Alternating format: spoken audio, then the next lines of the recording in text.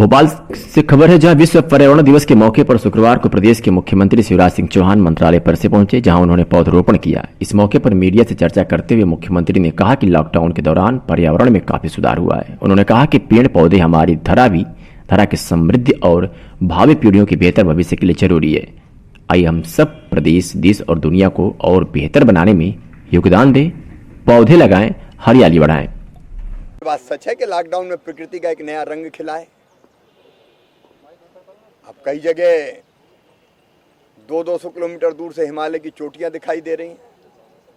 बड़े तालाब को देखो आप, भोपाल की आबो हवा देखो आप, ये और शुद्ध हो गई है। मनुष्यों के मुंह पर तो ये मास्क चढ़ गया, लेकिन पक्षियों का कलरव आप देख लें, उनको जैसे राहत मिली हो। और इसका संदेश एक ही है कि हम पर्यावरण बचाएंगे तो हम भी बचेंगे, धरती भी बचेगी। सर, राज्यसभा में फूल सिंह बरैया को